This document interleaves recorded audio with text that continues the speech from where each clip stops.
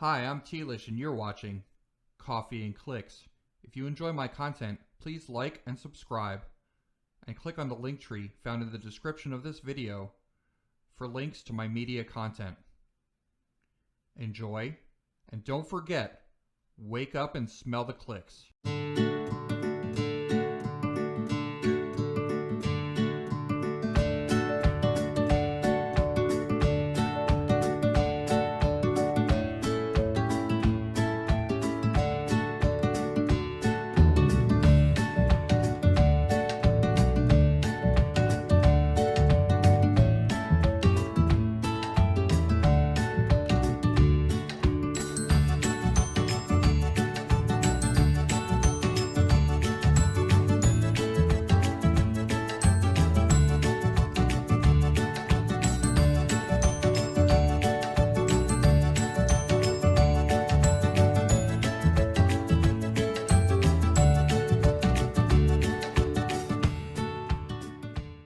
Hi, I'm Tealish and you're watching Coffee and Clix. Today we're going to be doing a tier maker for Marvel Studios Disney Heroclix. And we're going to be doing a tier maker based on sealed play and casual play, mainly. Not the meta or competitive. We're going to be just focusing on sealed. Now's a good time to mention that Coffee and Clix is sponsored by Highlander Games in Boonton, New Jersey. For all your gaming needs, including Heroclix sealed product, please contact them at the store or find them on Facebook at Highlander Games NJ. Also, please like and subscribe to Coffee and Clix, the YouTube channel, if you enjoy my content. I really appreciate it. So let's get into this tier maker. We have all of the Disney Plus figures laid out for you, as you can see on the screen, and we're going to be just starting with set number 1, Captain Carter. And I'm going to go over our ranking system too. As you can see, Triple Espresso are the best figures for sealed and casual. It's a 3, 2, 1, and 0 ranking scale. So Triple Espresso would be a 3, which would be the best. Double Espresso would be second tier. Very good. Double Espresso would be very good, but not quite the best. Single Espresso would be not very impressive at all. Who wants a single espresso when you can have a double espresso? And then Herbal Tea. Those are the figures that put you to sleep. You want to avoid those figures unless you absolutely need to play them. So let's take a look at set number 1, Captain Carter. If I'm not going to go into the dials for any of these figures, so if you wanted to see or hear about the dials for every figure in this Marvel Studios Disney Plus set, you should check out my other video. I do have another video. Or another episode, the entire set review. I did that with Brian Galley and Kenny Pena. We did a set review. There's part 1 and part 2 uploaded to my channel, so you should check those out. But for today's purposes, we're just going to be putting the figures on the tier maker without looking at their dials. So we'll talk about them, but I'm not going to actually show them on the screen. So anyway, Captain Carter, she has charge, and she has defend, toughness, willpower. She's got a really long dial at 115 points. She does start with some equipment. She starts with the Captain Carter shield, which gives her an even better defend value, or it boosts her defend, so that she can defend others and give them +1 defense. So I would say Captain Carter is even at 45 points, she's pretty good with her, because she starts with leadership, which is a great power to have in sealed. So you can definitely use her for your leadership. She's got invincible at 45 points. I would put her at a tier 2. So I'm going to put her in Double Espresso. Okay. Moving on to the next figure is Skinny Steve Rogers. Skinny Steve Rogers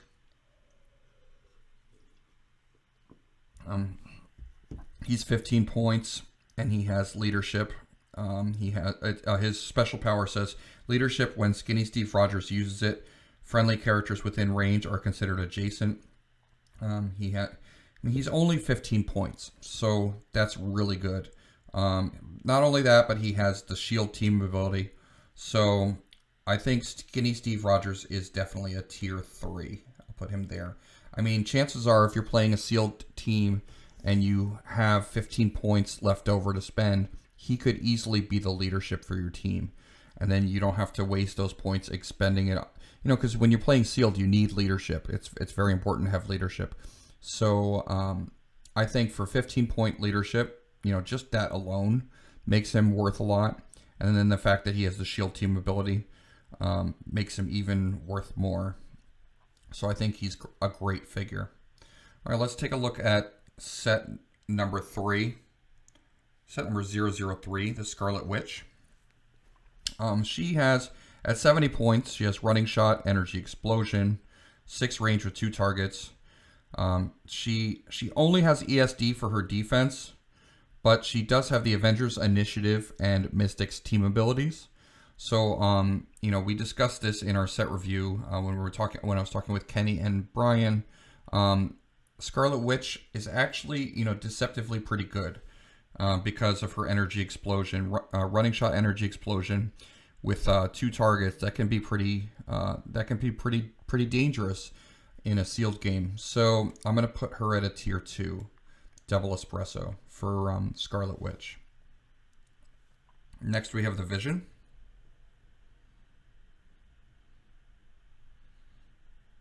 And the Vision is set number 4. The Vision is he's got 10 speed with charge, 11 attack with quake, 18 defense with the invulnerable, and 3 damage with a special. He's 70 points. I think I said that. He's got the Avengers Initiative team ability, and he's got 6 range with single target. He also has a trait, Passenger 3, but only to carry characters with the celebrity keyword. Okay, so, you know, 70 points might be kind of a lot to spend for a charge figure, but he does have a lot of health. He has a lot of clicks of life. He also, you know, if you wanted to start him at his 30-point dial, which is what I would probably do, he has 8 speed with phasing teleport. He's also a flyer. He has 17 defense with super senses and 3 damage with shape change. And his trait says Passenger 3, but only to carry characters with the celebrity keyword.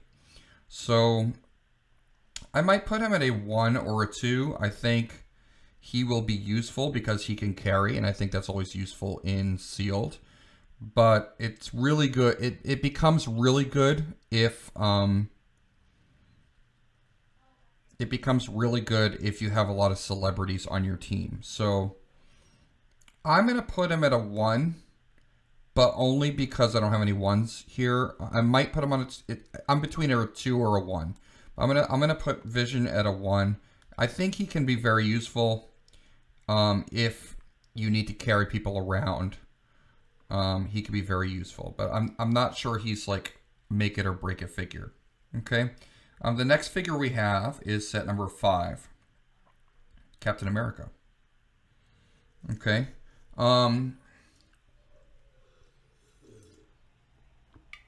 Captain America is we're still in the commons, by the way. So set number 5, Captain America. He's 45 points. He's got flying. He's got 12 speed with charge, 18 defense with willpower, 3 damage with enhancement, 4 range with single target. He starts the game with the Captain America shield equipped. Now keep in mind, if you pull him, chances are you're not going to have that shield when you pull him. Because he doesn't start with it in the pack. And then he has another trait, energy shield deflection and force blast. Okay, so you know, he's good if you want to like carry him in and running shot with somebody, like namely Winter Soldier. You carry him in with Winter Soldier, running shot, and then you get the added bonus for the enhancement from Captain America. But and then once you shoot with using the enhancement, then Captain America can then run in and charge in after at the following turn. So that's something you can do. You can carry Captain America into the battle, and then the next turn charge with Captain America. And Captain America, even if you carry Captain America into the battle, he's somewhat protected because he has ESD. So that's something that might be useful. For 45 points, though, I think there are things that are better that you might want to pull in this set. So I'm going to put him at a single espresso, this Captain America in particular. All right, let's take a look at Winter Soldier, set number 6. Okay, Winter Soldier is set number 6. He's 50 points. He's 6 range with a single target. He's got 8 speed with running shot, 11 attack with a special, 18 defense with toughness, 3 damage with empower. He's got a trait, combat reflexes, and leap climb. Once per turn, when Winter Soldier is placed after resolutions, you may give an action token to an adjacent opposing character. So, all right. So he has combat reflexes. He has leap climb. Those are traded, and then he's got toughness. He's got the empower, and he has a special power where if he's placed, you may give an action token to an adjacent opposing character. So that means you can carry him adjacent to anybody you want, and just give them an action token, just like automatic. Right, so that's really good. So I think that's a really strong effect. The fact that he has running shot, he can be used as an attacker. That's all right too. That's fine. But you just the mere fact that you can carry him into the battle and give someone an action token, anybody that you want, that's really good. So I don't think he's quite a 3, but I think I would put him at double espresso, this Winter Soldier. And he combos really well with this Captain America that I just put at single espresso, because Winter Soldier can running shot carrying Captain America, gaining the +1 damage for enhancement, and then Captain America, who has flying, can carry Winter Soldier, charge in, and get the +1 damage for empower, and then token somebody up with Winter Soldier. So that's a really cool combo that they can do. Okay, let's take a look at the next figure, which is Loki. This is set number 7, Loki. He's a common. He's got 4 range with 2 targets. He's got the Mystics team ability. He's got stealth. He's got blades. He's got combat reflexes, and he has a special shape change. When Loki uses it after resolutions, you may place Loki a number of squares away from his current square equal to the D6 result. And if you pay the extra 5 points, he can start with the Tesseract equipped, which you probably will not pull, but you may, and you can use it on him if you want. So there's a lot of Lokis in this set, and they can interact with each other. There are some things that you can do with Lokis in this set. So he's actually good just because his name is Loki, and also the fact that he's good because he's kind of like someone that can sneak up on you. You missed the shape change, then you can place him, and you can base somebody. Stealth and combat reflexes are always a good combo because it's hard to shoot at them and it's hard to attack them close up. So I like this Loki a lot. I would put him at a tier 2. Even at his lower point value, he has 10 attack with blades, and then he gets super senses at his lower point value. So at 35 points, he has shape change and super senses. So he becomes extra annoying. So this is just an extra annoying Loki. But, I'd probably play him at 70 points just because he's got that stealth combined with the combat reflexes. And, you can potentially hit us, I always hit ones on blades when I roll blades, but you know, somebody that has better luck than I do, you know, can potentially use this Loki and roll sixes on blades. So you know, let's go to the next figure. So the next figure is Darcy Lewis. Love to see Darcy in this set. It's pretty great, and she's only 25 points. She has stealth, and she has a special power, Outwit and Perplex. You know, only 16 defense with no defense powers, but she's 4 clicks long, and which means she could probably take one hit, and she has the shield team ability, which is great. So, you know, I think Darcy is a great support piece, and if you have room for her on your force for 25 points, I think she's a triple espresso for sure in sealed. You know, Outwit and Perplex, there's a reason why they called, you know, Perplex, Outwit, and Probability Control the 3 best powers in the game. You know, the pop powers, there's a reason why they say that is because it's true. You know, you want whenever you're building a team, you want a little bit of Perplex, Outwit, and Probability Control, and so Darcy gives you 2 of those. You know, and if you plant her in hindering, then she's got stealth, and you force your opponent. You know, your opponent is probably not going to want to try to stealth bust a 25-point figure and spend a lot of effort killing a 25-point figure. You know, trying to stealth bust or do whatever. So chances are your Darcy Lewis is going to have some staying power. Okay. Let's look at the next figure, which is set number 9, Killmonger. Killmonger could be 30 or 60 points. At 30 points, he's got charge, blades, and leadership and toughness. He's got traded stealth. And at 60 points, he has running shot, energy explosion, and willpower, and Outwit. I mean, I don't know. I think I would almost want to put this Killmonger in the double espresso value because of the leadership and the Outwit, like the versatility that you have there. This is a versatile figure that you can use if you need to. But I do think that there's other options that might be better, like Skinny Steve for leadership, or other options that might be better if you need leadership, and other attackers that might be better for the points. So I'm tempted to give Killmonger a 1. This Killmonger, but yeah, I think I would give him a 1. Yeah. But I mean, it's close. He might be a 2. You know, this set is so strong. Yeah, I'm gonna put him in the 2s actually. This set is so strong with the CUR in this set is just amazing, right? The comments, uncommons, and rares in this Disney Plus set is just amazing, and also the super rares and chases. The set overall is just a very strong set. So I'm really excited for it when it comes out and when it gets released. Okay, the next figure that we're going to look at is Gamora, daughter of Thanos. She is 60 points, and she has charge and quake and invulnerability. She's also got a special power, close combat expert, exploit weakness. When Gamora, daughter of Thanos, KOs an opposing character, after resolutions, deal her 2 clicks.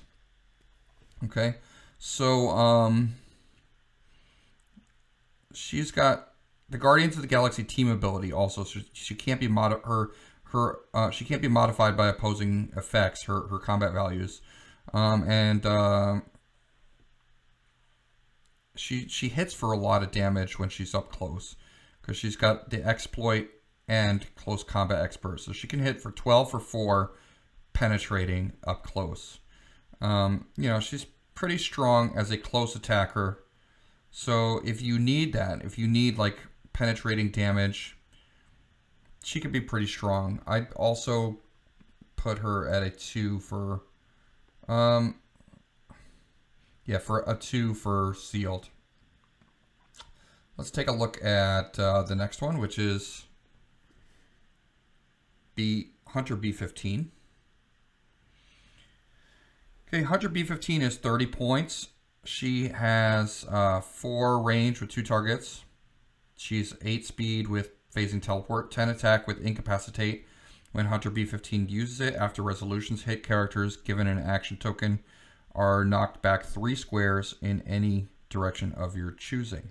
So that can be situationally, excuse me, that can be very good situationally if you need to move a figure to a certain place, and you can actually knock them back into your kill zone, depending on the angles and everything. She does have the 10 attack. Also, she can be used as an attacker because she's got 3 damage with exploit. So, you can get her to hit with a pretty decent shot. If you get the shot and you could take it and you hit, you could deal 3 penetrating. She also has the police team ability, which makes her really good. But she's pretty squishy. I mean, she's only 30 points, but she's got an 18 defense with no defense powers. She does have 5 clicks, so if you're gonna try to hit her and KO her, it might take you like 2 shots to KO her. For a 30-point figure, that's pretty good. But I mean, for me, I don't think she's really amazing in sealed. I think I would put her at a 1. I mean, she's got a lot of things going on that could give her some potential, but I don't think she's really incredibly amazing. She's just kind of situational. Let's take a look at Batroc, set number 12. Batroc has 10 speed with charge, 2 damage with close combat expert, 6 clicks for only 30 points, 18 defense with no defense powers. He does move through characters, so I mean, I think Batroc is another one that, like, if you have 30 points on your team, if you want to put Hunter B15 on your force and you have extra 30 points to spend, or Batroc the same way, if you have an extra 30 points to spend and you need an attacker, you can put Batroc on your force. But I don't think he is really anything special. He is cost effective for what he does. I mean, 30 points, for what he does as a 12 attack, 3 damage close attacker is really good, because he's getting the +1 from the close combat expert. So he could be really good for 30 points. He's very cost effective, but I don't think he's a tier 2 or tier 3. I think I would just put Batroc at tier 1. Let's take a look at which is the single espresso. Let's make sure we can keep up with our coffee names. Let's take a look at the next figure after Batroc, which is Challa Star-Lord. Okay, Challa Star-Lord is 50 points, and he has 5 range with 2 targets.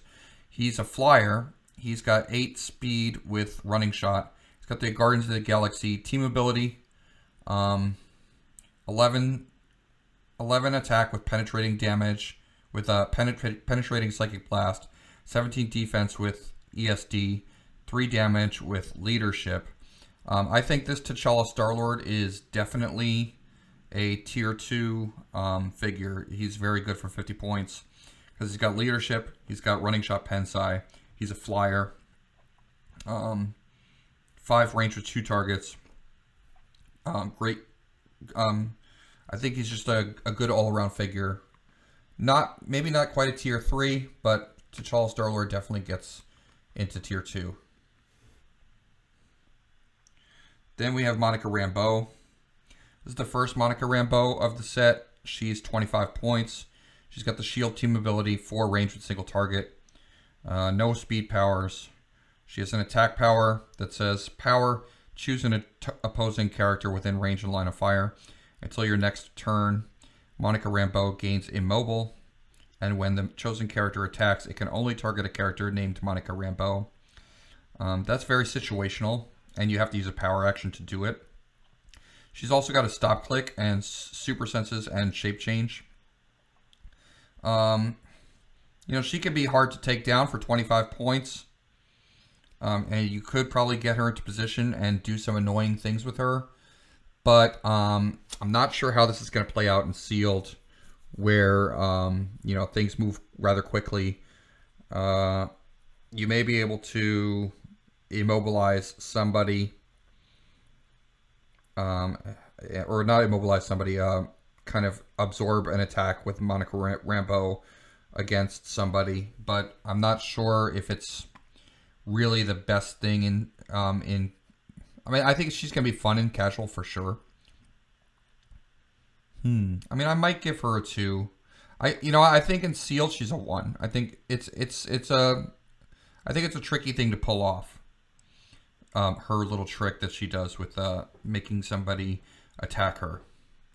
But she is a cool figure, so I regretfully give a lot of these ones. It's so hard because a lot of these single espressos I want to put into the double espresso category, but I know I have to fill up all of the categories.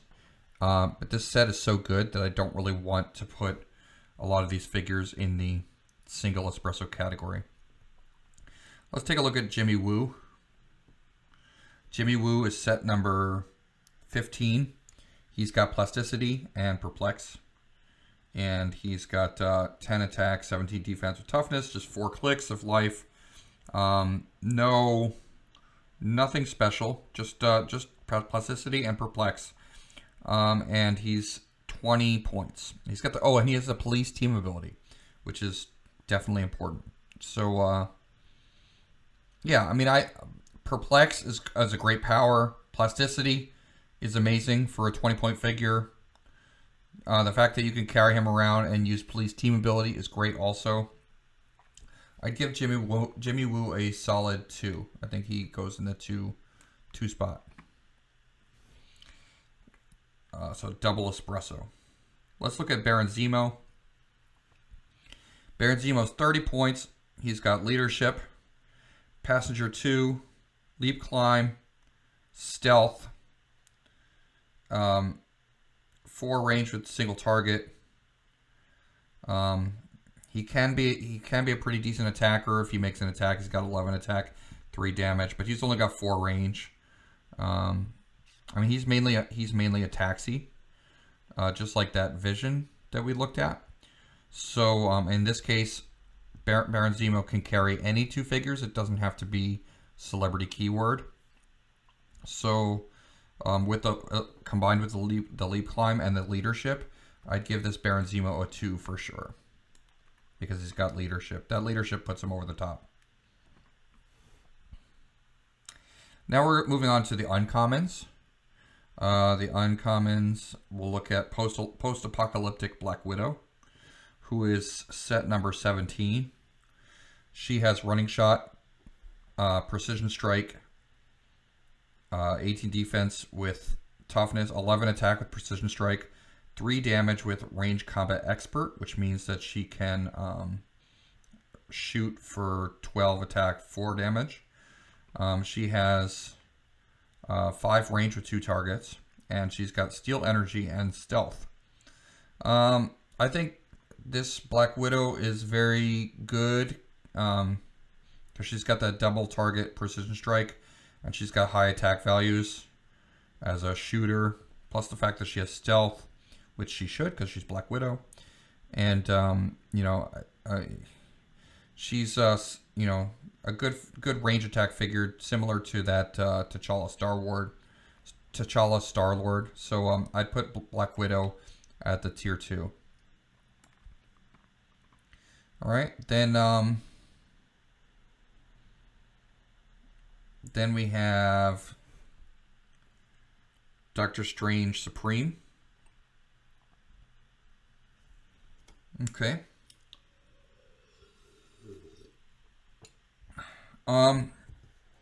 Doctor Strange Supreme is an interesting one. He comes in at either 195 or 95 points.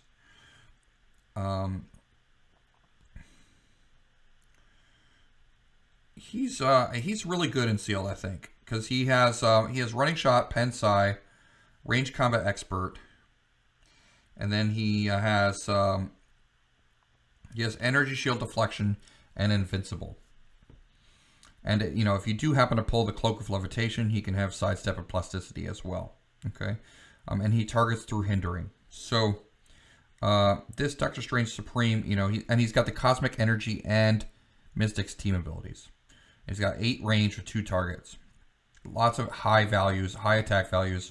If you play him at 195 points, he's shooting for 13 for 5 with a 19 defense. And if he does start with the Cloak of Levitation equipped, then he also has flying, but normally he does not have flying. So I actually like him a lot at 95 points, because at 95 points, you're not going to want to deal with him just to get, because he has at 95 points. Now you're not getting out-actioned because you have other figures on your team. And he has 7 clicks of health for 95 points. He starts out with that energy shield deflection and invincible, which you can't outwit because he's got protected outwit. And he has mystics, so if you try to hit him for that initial damage, you try to hit an attack on him, you're probably only dealing him like 1 damage because he's got invincible, and then you're taking mystics. So you kind of want to avoid this guy for 95 points. He's hard to take on. He's a tough figure. For 95 points, he's really good. At 195, he's good too. But then you're putting all your eggs in one basket. But at 95 points, I think he could be really good at sealed, and he's got 8 range with 2 targets.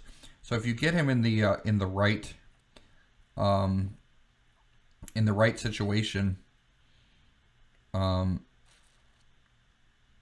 you position him correctly on the board, you can get some attacks with him.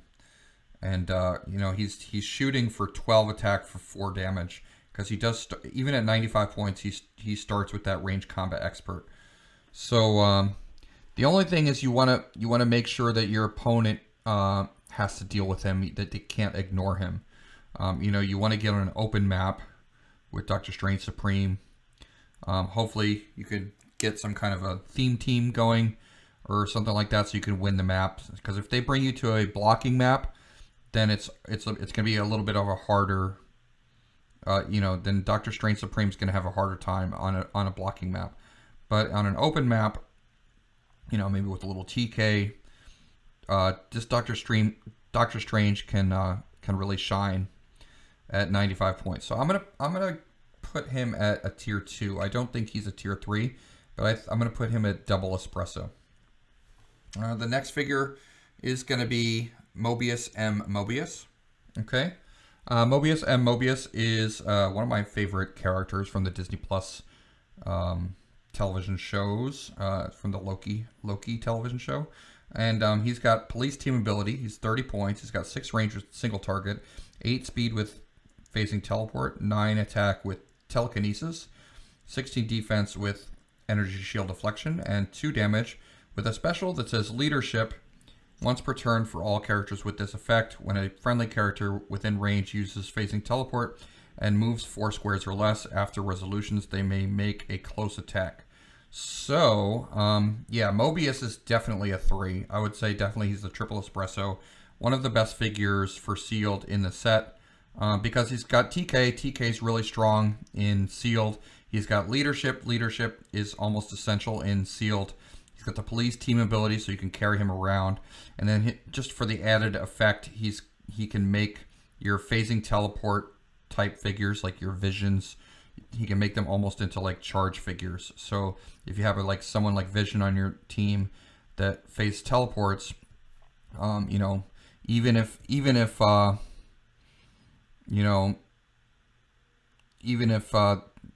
let's say your opponent bases Vision, and now you can't do your running shot.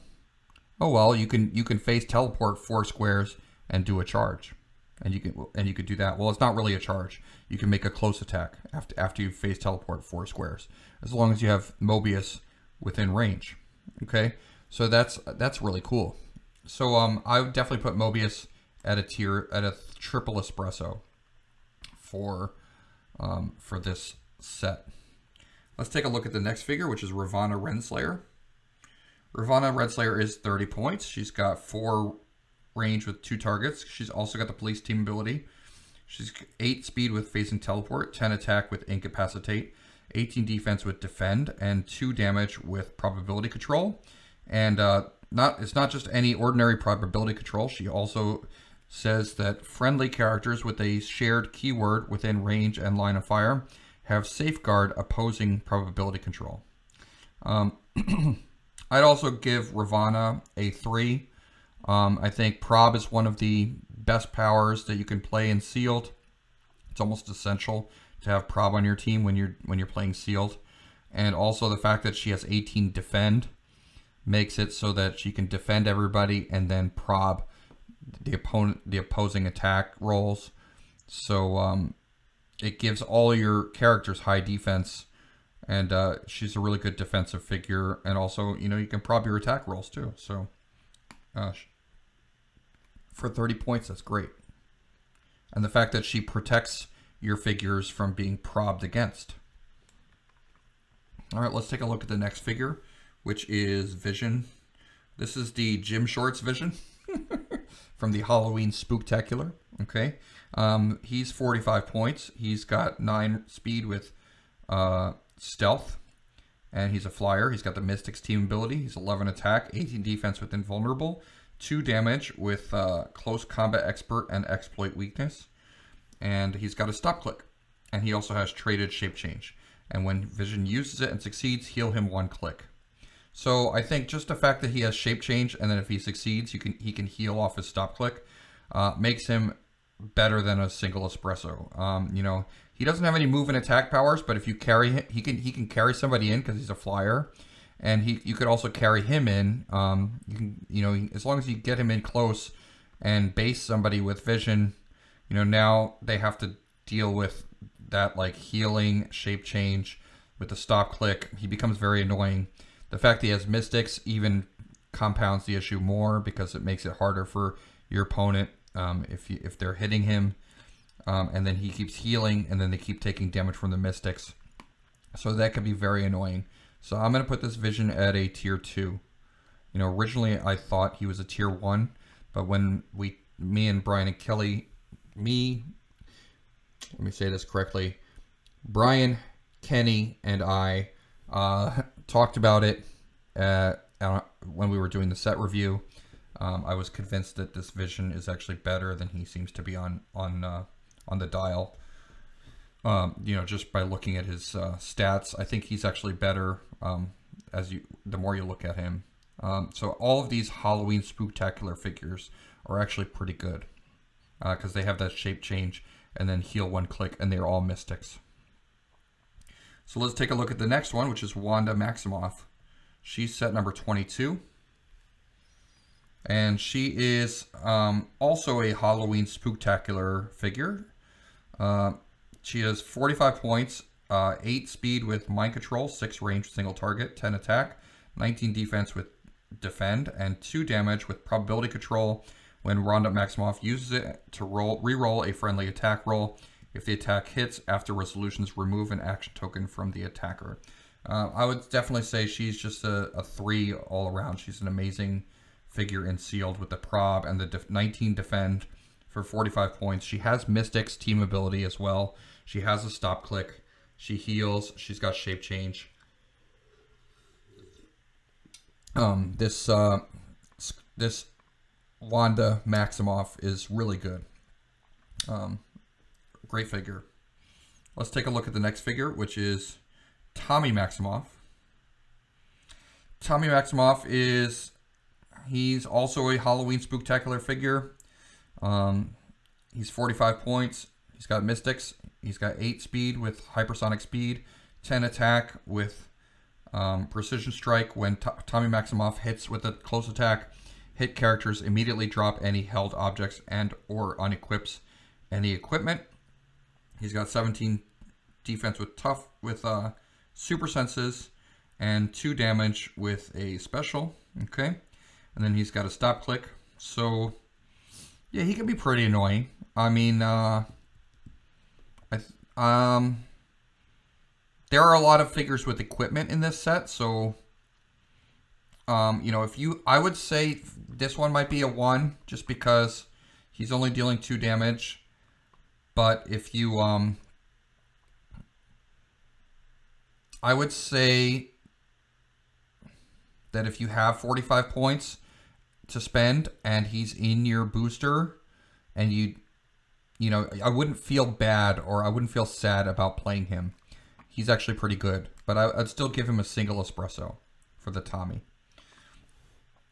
But he's also, I don't know, I might give him a double. I think all the Spooktaculars are double espressos, to be honest with you. Okay, let's take a look at Kid Loki. So Kid Loki is 30 points. He's got leadership and shape change. He has a unique modifier. Free, choose a combat value other than damage. Until your next turn, Kid Loki has opposing characters within range and line of fire. Modify the chosen value -1. So that could be pretty good. You know, I don't. You know, situationally, that can. You know, you can minus to everybody's attack or to everybody's defense. If you're making like a whole bunch of attacks, or, you know, it can be pretty good. It's not as good as it seems to be when you're reading it. I don't think it's going to be as good as it, you know, just when you read it, it's like, oh, that's really cool. But I don't think it's going to be that great. He can start with the Tesseract equipped if you pay an extra 5 points. He's got stealth, blades, and 2 damage and 18 defense with willpower. He's got the Mystic's team ability, but you know, I think I would only be playing this Kid Loki if I needed leadership and I didn't have anybody else, and he was 30 points. So, I'm gonna put Kid Loki at a 1, a single espresso. I'm not really big on him. All right, let's take a look at Challa Star-Lord. Challa Star-Lord is set number 25. He could come in at 100 points or at 40 points. And I think this is the worst of the two T'Challa Star-Lords, actually. I think he's okay, but I don't think he's amazing. He starts with Running Shot Pulse Wave. He also has Outwit. You know, 40 points for Outwit and Running Shot Pulse Wave is actually not bad. That's actually pretty good. And he's got a defense power, energy shield deflection, and super senses. His trait says when establishing theme teams, characters on your starting force with the minions of Thanos, Ravagers, or Wakanda keyword gain the Guardians of the Galaxy keyword. So I'm not sure if that's going to really come into play in Sealed, where you may be able to make a theme team a little bit more easily in Sealed. That would be cool if you are able to do that. You know, maybe you can make a Guardians of the Galaxy theme team with somebody that you pull that has Wakanda or Ravagers or minions of Thanos. So that might be cool. I think I'm gonna put this T'Challa Star-Lord at a 1. I think there's better options for 40 or for 100 points. I think there's better options.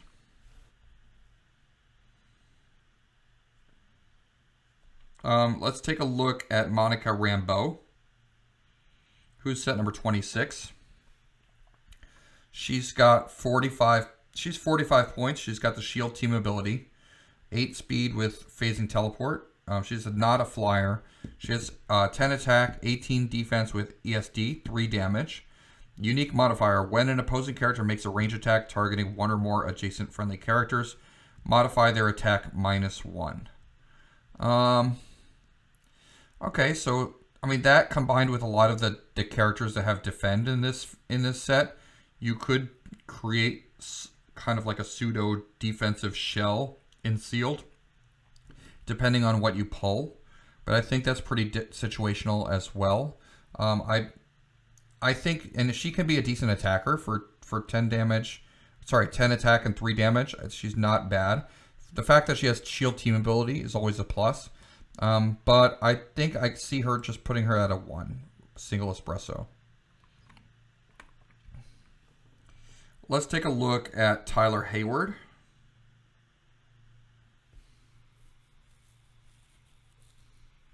Tyler Hayward is 20 points, and he has 8 speed with stealth, 10 attack with incap, 17 defense with mastermind, 2 damage with a special. He's got the politician and sword keywords. He's got the shield team ability. He's only 20 points. He's got 5 range with 2 targets. And he's got a damage power that says leadership. When Tyler Hayward uses it and succeeds this turn, he has power, move an adjacent friendly character up to half its speed value. If that character has the sword keyword, after resolutions, it may make a close attack.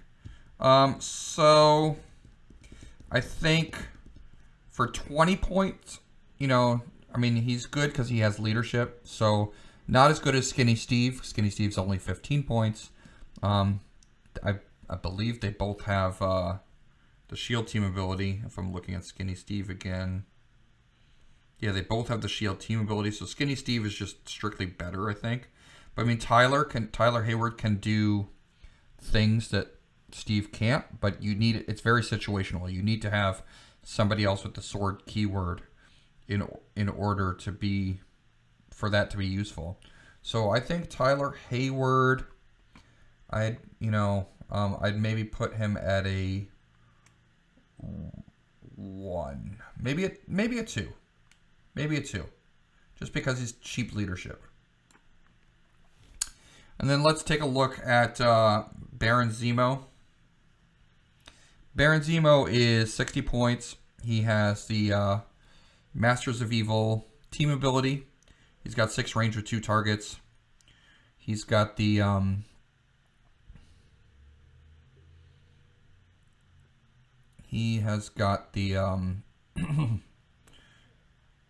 you know what? Going back, I think that that Challa Star-Lord. You know, I'm just thinking about this. The Challa Star-Lord, 40 points for 11 attack, running shot, pulse wave, and outwit. I think I'm gonna put T'Challa Star-Lord as a 2. I've changed my mind. I'm putting T'Challa Star-Lord as a 2 there for the double espresso category for uncommon T'Challa Star-Lord. So the one after Tyler Hayward is Baron Zemo. Let's look at Baron Zemo. Baron Zemo's 60 points. He's got the Masters of Evil team ability. He's got 6 range with 2 targets. He's got 8 speed with stealth, 11 attack with precision strike, 17 defense with mastermind, 2 damage with a special. His special says outwit and perplex. When Baron Zemo uses either to target an opposing character, after resolutions, roll a d6, 5 or 6, deal 1 penetrating damage to an opposing character that is adjacent to the targeted character. Yeah, I think I'd put him at a 2 also. I mean, he can deal free damage. Free damage is always good. He doesn't have any move and attack powers, but he does have that mastermind. So if you get him, you know, with some smaller characters or with some characters that have the soldier keyword, because he does have the soldier keyword, which is a common keyword in this set, then he can mastermind to somebody else. And then he has that outwit and the perplex. So he can be kind of an annoying figure that deals free damage. So I'd put him at a 2, this Baron Zemo. And that's the end of our uncommons. Now we're going to look at the rares.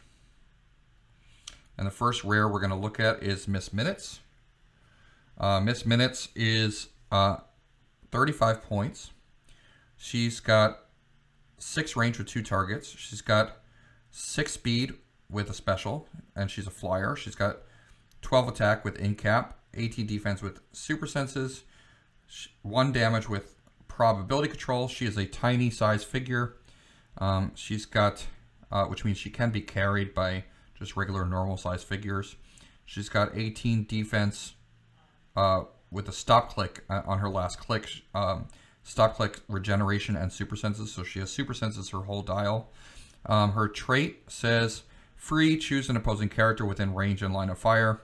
Gain 1 mission point for each other character on the map with the same name as the chosen character. That includes your own figures.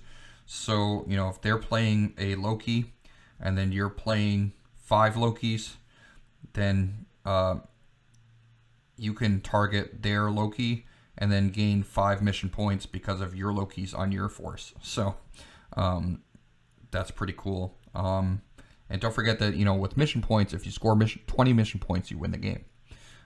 Then her speed power says free, place Miss Minutes in a square within range that is adjacent to blocking terrain.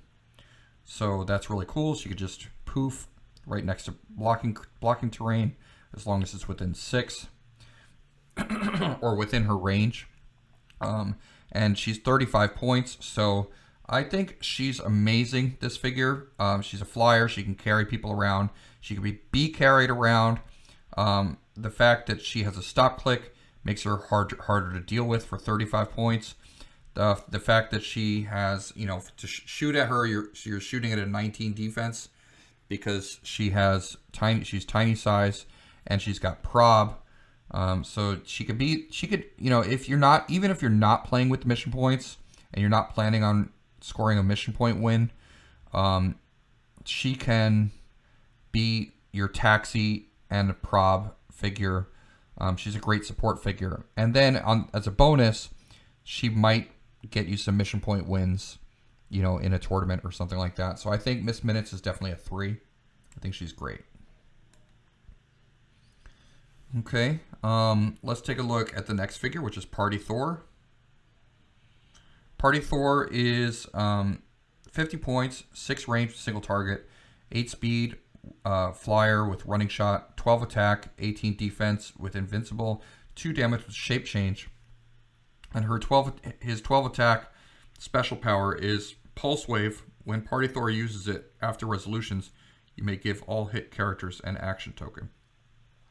He also has a trait, Willpower, but succeeds on a 4 through 6. When Party Thor uses it and succeeds, after resolutions you may heal him 1 click. Yeah, this Party Thor is really good. I think he's very good. Not quite a 3, but he's a great attacker. Pulse Wave turns off all effects, like if you have any... like it just ends all durations. So anything that has a duration just ends when you Pulse Wave, and that can be really useful. Also, 12 attack with Pulse Wave. You know, he's probably definitely going to hit most of the people that he Pulse Waves, and he's giving them action tokens. Now you might be doing that to your own figures as well, but you have to play it smart when you're using him and position him the right way in order to use that effect optimally. But I think he's a really great figure. He's got invincible, hard to take down. He's got shape change, so even if you do outwit that invincible, then you have to deal with shape change. And then even if you hit him, then he gets hit onto invulnerable, which means, you know, he has that because if you outwitted invincible, now he is invulnerable. So it's hard to take down Party Thor. Can be an annoying figure. I'd put him at a double espresso. Okay, let's take a look at Sharon Carter. This Sharon Carter is... so, by the way, we're looking at rares here. I don't know if I mentioned. Miss Minutes and Party Thor are both rares. So now we're going to be looking at Sharon Carter, the non-prime, which is a rare. She starts the game with... if you pull her, you're also pulling the Super Soldier Serum. So that by itself just makes her extra good. The fact that she has a special damage power that says modify range +3 and range combat expert means that she has a 7 range, 12 attack, 3 damage when she's on that special power. And she's got stealth and she's got combat reflexes, so she can be quite an annoying figure. And then she also can cause someone to drop their equipment at the beginning of the game, and then you can place that equipment 5 squares away, or up to 6 squares away from its current square. You would roll a d6. and place that figure away from itself. So that can be quite annoying. I think this Sharon Carter is a 2. I don't think she's quite a 3, but the fact that she comes with equipment might push her up a little bit, but she's very good. Now let's take a look at the Prime Power Broker. She also comes with the Super Soldier Serum in the pack, and she can start the game with it. Power given action an adjacent friendly character an injection token.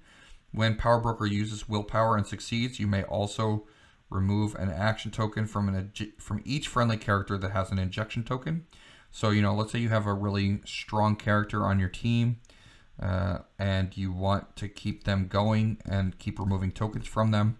You know, you can at the very first turn, you can inject that character with the serum using Power Broker's power action from her trait, and then now every time Power Broker succeeds at willpower, that character also removes a token. And, you know, and the Power Broker has willpower as a defense power. She has Mastermind and willpower, so she succeeds on willpower on a 4, 5, or 6. So basically, Power Broker rolls willpower, hits a 4, 5, or 6. Now she's taking a token off herself and whoever she injected, and that's really good. She's only 25 points. She's got stealth. She's got shape change. She's got mastermind. She's got willpower. She's definitely a tier 3 triple espresso figure for sure. If you happen to pull her, you know, if I had room, I would definitely try to fit her on the team. Next figure is Zombie Captain America. Zombie Captain America is 60 points. He's got 4 range with a single target, 8 speed with charge, 11 attack with blades, 17 defense with toughness and energy shield deflection. He has traded steel energy and willpower. If you do happen to pull the Captain America shield, he would start with that equipped if you pay an extra 5 points.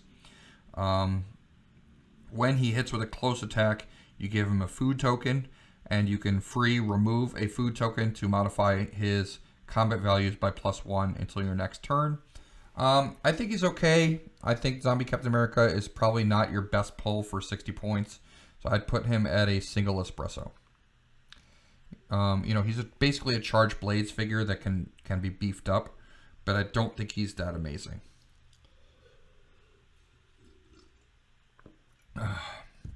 For those of you who are wondering, by the way, the type of coffee I'm drinking, I am drinking Stu Leonard's Banana Nut. It's really good. I've been drinking it for a couple weeks now. Really good stuff. So the next rare that we're going to look at is Billy Maximoff. Billy Maximoff is 45 points. He's one of those Halloween spooktacular figures. He has shape change. When he succeeds, he heals at 1 click. He's got Mystic's team ability, 4 range with single target, 10 speed with facing teleport and flying, 10 attack, 18 defense with EST, 2 damage with a special which is Perplex. When Billy Maximoff uses it to target a friendly character, until your next turn, opposing effects can't be used on that character to reroll or replace dice in their attack rolls. Yeah, that's really good. You perplex up one of your friendlies, and now they can't be probbed. So if your opponent has prob, you know, now their attack is going to stick because your opponent's not going to be able to prob it. So that's really good. And the fact that he is, he's not really the greatest attacker. Like, he doesn't really have hypersonic like the other ones do.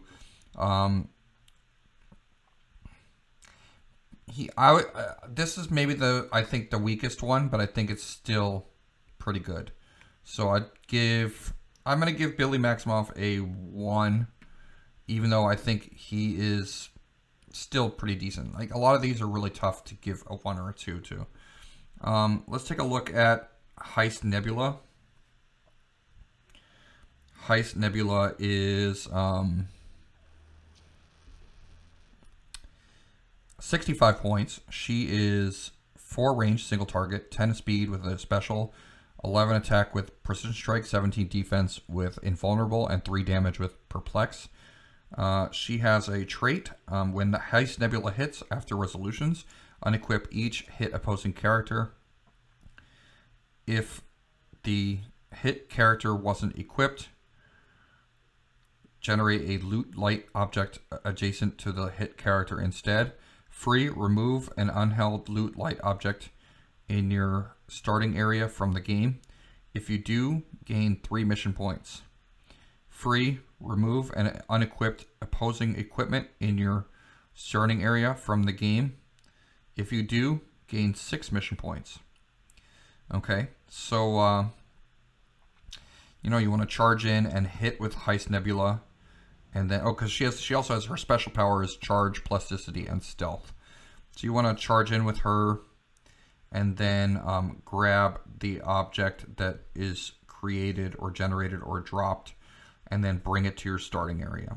And the more that she can do that, the better, because you know, then you can gain mission points.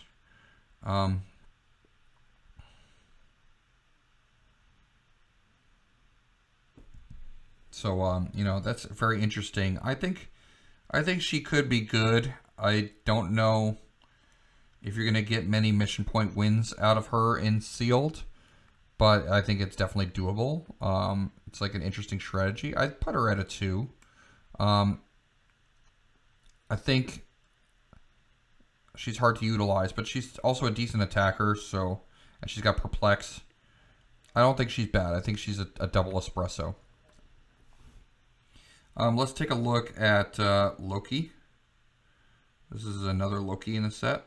This is set number 35 Loki. He's 75 points. He's got 10 range with running shot, 7 range with 2 targets, 10 speed with running shot, 11 attack with Pensai. He's got Pensai his entire dial. He's got the Mystics team ability, 17 defense with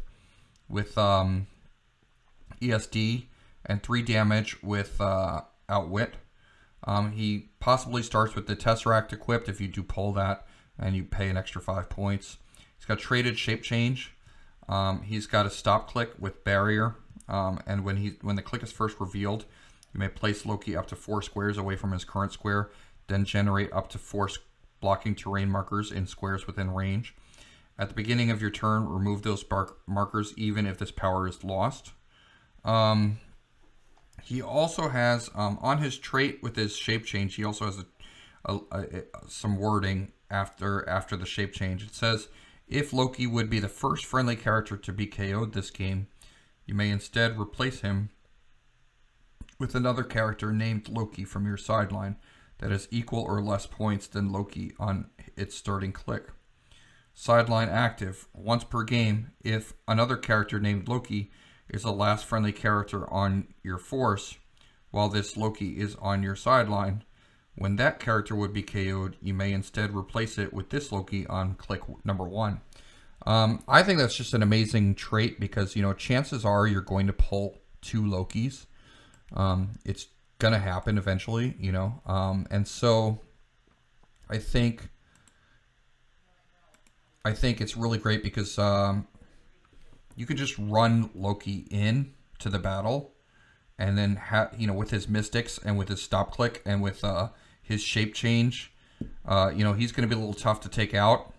He's also got running shot Pensai, so that's great, you know, and 7 range with 2 targets, so he's pretty beastly on his own. But then the fact that you could just run him into the battle, and then, you know, your opponent doesn't want to KO him first, even though, you know, because your opponent's going to want to try to take out something else first. Because if you KO him first, then another Loki comes in off your sideline, and they don't score the points because it says instead, right? If he would be KO'd, you may instead replace him. So they're not going to. If you KO this Loki first, and then he gets replaced with another Loki, no points are scored until that second Loki is KO'd. So that can get pretty pretty tough. That's a pretty tough thing to deal with. So I'm actually putting this Loki at a 3 here. I think he's a really good figure to pull in sealed. This is the old man version of Loki from the TV series. He's 75 points, or possibly 80 if you pay for the Tesseract, which just makes him really good if he has a Tesseract, because then you can phase teleport him around places. Let's look at Sylvie. Sylvie is 60 points. She's got 6 range with single target. She's got Mystics. She's got 10 speed with a special, 11 attack with Pulse Wave, 18 defense with Super Senses, 3 damage with Outwit. She's got the Mystics team ability. I think I said that. She can start with 5 points extra. She can start with the Tesseract equipped. She has a trait, Stealth, and Shape Change, but succeeds on a 4 through 6. So, you know, she's got Stealth that just succeeds on a 4 through 6 plus Super Senses. So that's really tough. One thing to note here, by the way, with this set, there's tons of Shape Change in this set. So, you know, be prepared when you play sealed with Disney Plus. You're going to face a lot of rollouts. There's a lot of Super Senses. There's even more Shape Change.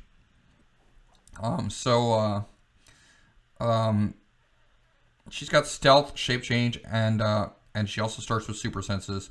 Her Shape Change succeeds on a 4 through 6. When she uses Shape Change and succeeds, she can't be targeted by opposing effects until your next turn. That's really good. And then she has Mind Control.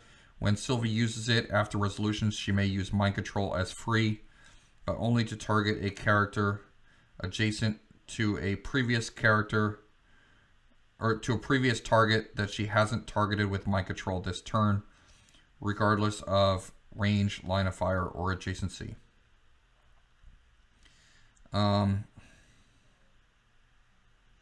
So she can Mind Control somebody, and then she can Mind Control somebody adjacent that she hasn't already targeted. So that's pretty cool. And, you know, she's very tough to take out. She's got Outwit. I'd probably put her at a 2. I think she's very good, but I'd put her at a 2, I think.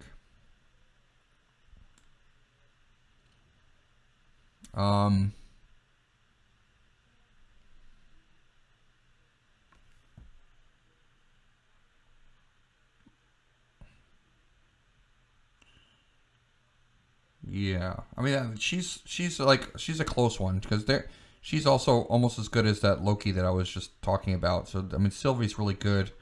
I think I'd put her at a 2, but she's also very good. I mean, the Mind Control can be very tough. Let's look at John Walker, Captain America, which is set number 37A. He's 75 points, 5 range with 2 targets. He can start with an extra 5 points. He can start with the Captain America shield equipped. He starts with leadership. He starts with a trait. When John Walker, Captain America, KOs an opposing character after resolutions, if he is equipped with the Captain America shield, you may remove it from the game. If you do, this game modify John Walker, Captain America's combat values +1, and he can use Battle Fury and Steel Energy. So he actually does, if you pull John Walker, Captain America, you are getting the Captain America shield.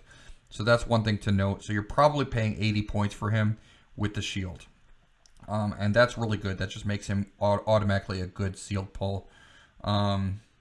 He also has his speed power. He has 11 attack with Quake. He has a speed power that says Charge, Flurry, and Leap Climb. And then he has a defense power that says Energy, Shield Deflection, and Toughness.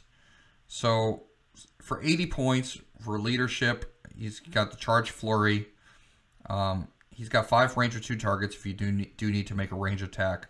And he can, you know, he KOs, takes out somebody small, KOs somebody, and then after that you can just chuck your shield, you know, throw out your shield, and then now he's got like really good values. Like now he's got a +1 to everything on his combat values. Just makes him insane. So yeah, this Captain America, I put him at a 3. I think he is really good because you know, he's gonna dish out a lot of damage. So I think he's really good. All right, you know, and Sylvie was close to a 3. I'm gonna put Sylvie at a 3 because I think she's close to a triple espresso. I'll give her the benefit of the doubt. I know I put her in double espresso before, but you know, she's got so many rollouts, and then the fact that she can do that kind of chain mind control that makes her pretty dangerous. I think the thing that makes Sylvie really good is that she's got Outwit. So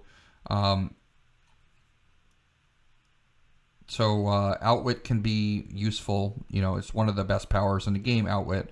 So the fact that she has the shape change, the super senses, the mind control, and the Outwit, it's a complete package for her. So, but also that Captain America, John Walker Captain America, also very good. So I'd put him at a 3. Let's look at U.S. Agent. Now, if John Walker Captain America was a 3, I mean, I think U.S. Agent, which is a prime, I think he definitely gets a 3 also. He can a full move charge if he starts in hindering. He has he doesn't have flurry, but he can get flurry if a friendly character within line of fire is KO'd by an opposing effect. You can choose a power. You can just pick power. So you can pick flurry, exploit weakness, super senses, battle fury, or outwit. He also starts with the U.S. Agent's shield and the super soldier serum. You're probably not going to pull both in your packs, but you most likely, I mean, he does come with the U.S. Agent's shield, which gives him +1 to his defense if he already has combat reflexes, which he does. So that's giving him a when he's being attacked at close with a close attack, he's got a 21 defense. He also has stealth, so you know, you can't shoot him. You have to face a 21 defense when you close attack him. If he charges out of hindering terrain, do not half speed. He has toughness. He has willpower. He can pick powers if someone within line of fire that's friendly gets KO'd. He is just all around really good. He's got close combat expert, so he starts with a 12 attack, 4 damage at close. He's got 2 targets, so you can close attack with 2 targets. He's really good. I'd definitely put U.S. Agent at a tier 3. Okay. Then let's take a look at the next figure for sealed, which is Pietro Maximoff. This is the last rare that we're going to look at. Okay, Pietro Maximoff is 45 points.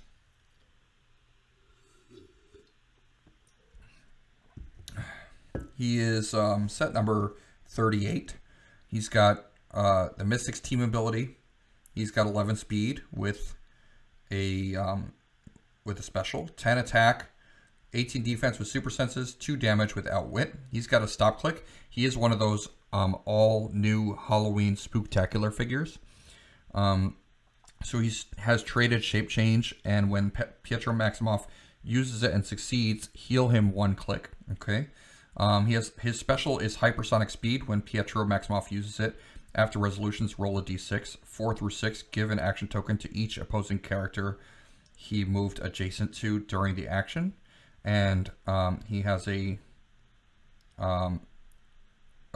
his last click is a stop click. So he can basically token people up. He has to roll 4, 5, or 6, but he can token, like he can potentially hypersonic in 10, 11 squares, make an attack, outwit somebody, and give everybody tokens, everybody adjacent, or that he moved through, or not moved through, but moved adjacent to, he can give them all tokens, and that's really good, because he can just like move around everybody and give everybody tokens.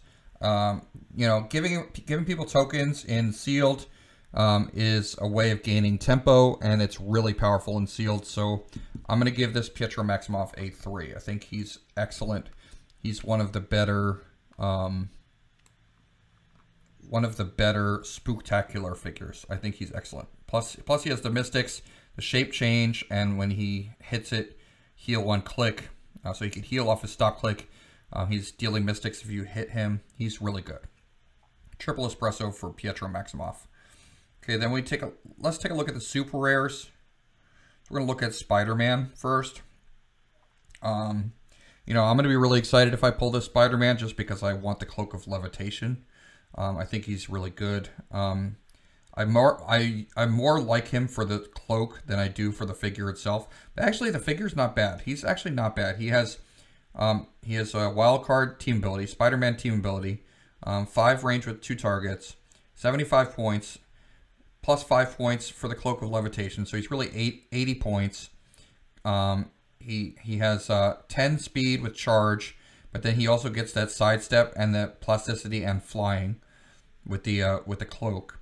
Then he's got so he can potentially charge in, you know, sidestep and then charge 5. So he has like a 7 square reach. He's got 11 attack with Quake, 18 defense with combat reflexes, 3 damage with Outwit. He also has a trait that says super senses but succeeds on a 4 through 6. After when Spider-Man uses it and succeeds, after resolutions give the attacker an action token. So, you know, if your opponent's probably going to outwit that. You know, if they have Outwit, if they have like Darcy on their team or something like that, they'll probably have something that has Outwit. So they'll probably outwit that, but then they still have to deal with the combat reflexes, and all of the other stuff that this Spider-Man is packing. So, you know, he can be pretty dangerous. He can do a lot with the, you know, he has Outwit, so you can always outwit the Outwit also. So there's that too. I would put the Spider-Man at a 2. I don't think he's a 3. You know, I mean, the only reason why I would put him at a 3 is because the cloak can be used on something else, or, you know, just getting the cloak, getting equipment is really cool. Yeah, I don't think he's like the best figure in Seal. I'd put him at a 2. I think I'm going to put this Spider-Man at a 2. But, you know, in competitive, he's actually better because you wouldn't even use him. You'd just use the Cloak of Levitation is like a 3-tier meta equipment. It's one of the best equipments that has come out. So I'm really excited to pull that Spider-Man. But in sealed, I think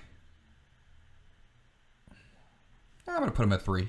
You know what? Outwit is really powerful in the set too. I'll put him in a 3. So yeah, we're going to put Spider-Man at 3. Final answer. Okay. Let's take a look at Hydra Stomper. Hydra Stomper is also a 3. Hydra Stomper is 75 points. He's got the shield team ability, 6 range with 2 targets, 10 speed with charge, 11 attack with Quake. When Hydra Stomper uses it, he may also target all characters that he moved through this turn. So, and he's got exploit weakness. So that's penetrating. That's 2 penetrating to anybody he uses, and then he can knock everybody back 3 squares. So he's a giant, so he's giant size, so he can actually move through pretty much anybody and then knock them back in any way that he wants, and then also deal them 2 penetrating damage. So that's really strong. Something that you could even build around. For 75 points, that could be really strong. So I think this Hydra Stomper is a 3 in sealed. And also, you know, if you have skinny Steve Rogers and you want to put him on your sideline, it's kind of cool. When he gets KO'd, you can generate skinny Steve Rogers.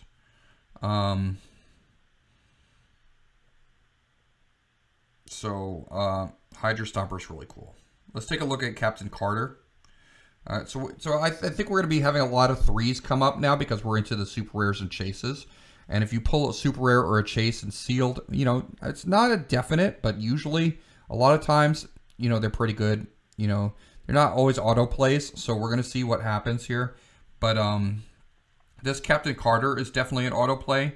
Captain Carter is unless you have something better. But and that's the thing, you gotta always weigh your options. Captain Carter is 95 points.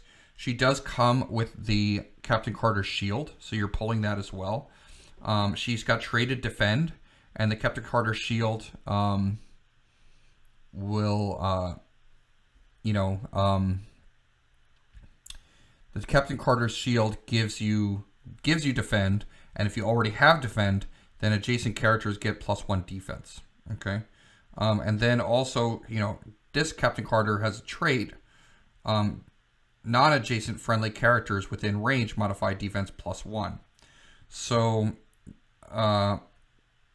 she's giving +1 defense to a lot of people. Plus she's got 19 defend. Plus she's got 4 damage with leadership. Plus she's got 12 attack with giant reach 6 and quake. Okay. So and when she knocks somebody back, she can choose the direction of the knockback. For 100 points, that's really good. And she's got the shield team ability. And she's got 6 range. So, and even if you didn't want to play her at full, you could play her at 55 points, plus 5 points for the shield. So you could play her for 60 points. And she still has that leadership. And she's still got 11 attack with the 6 giant reach 6 and quake. And she's still got all that stuff and an 18 defend instead of a 19 defend. So for 60 points, that's also very strong. I think Captain Carter is definitely a 3-tier triple espresso figure. Highly caffeinated.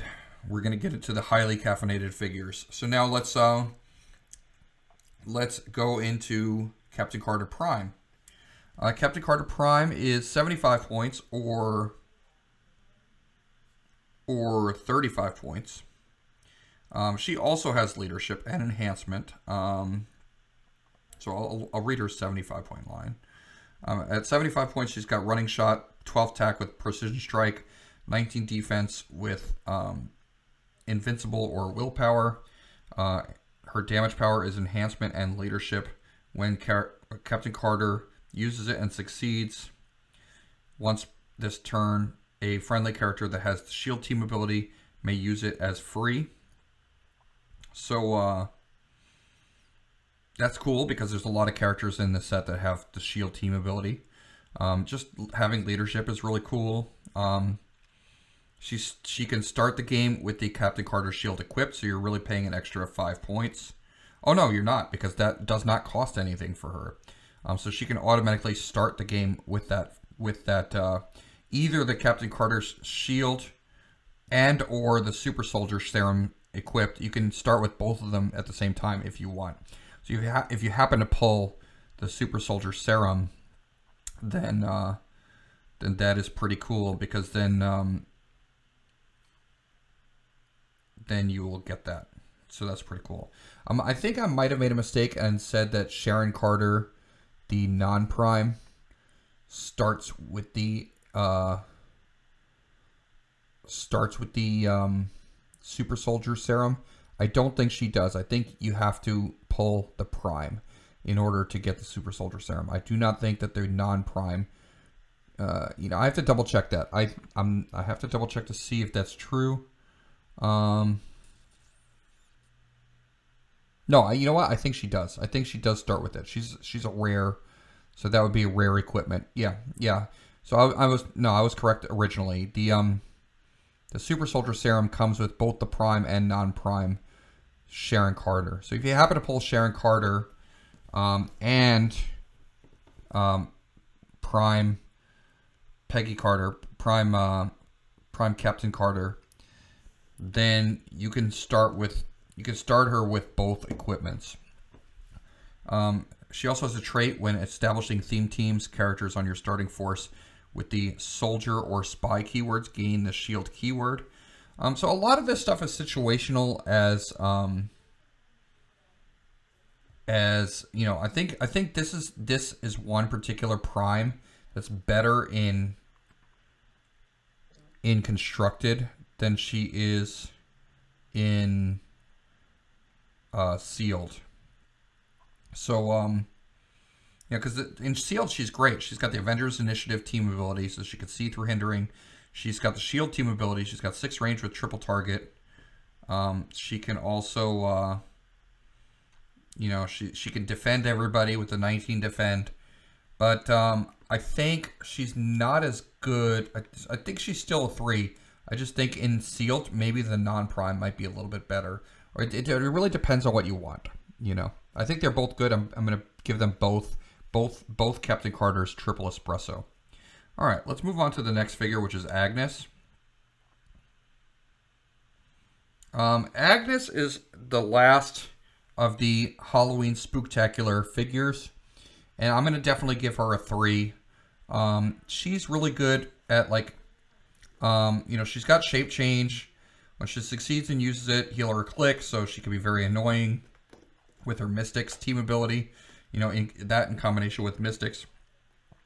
The fact that she has TK, and the fact that she can generate a Senior Scratchy Bystander that gives all adjacent characters with the Mystics or Celebrity keywords +1 attack, that's amazing. And then also, Senior Scratchy has enhancement, and the fact that Senior Scratchy is autonomous and tiny size means you could position him properly so that someone who can shoot for make use of that enhancement can shoot over Senior Scratchy because Senior Scratchy's tiny size. You could shoot over him. You can that's really cool. Agnes is just a really cool figure. You can free generate that Senior Scratchy whenever you want. If your opponent KOs Senior Scratchy, you just generate it again. And it's just amazing. So I really like Agnes a lot. I know TK is one of the most powerful powers in Sealed. Combined with that support, the extra support from Senior Scratchy, combined with the annoyingness of the shape change Mystics healing, Agnes gets a 3 for me. Triple espresso. Let's take a look at Vision. Super rare Vision.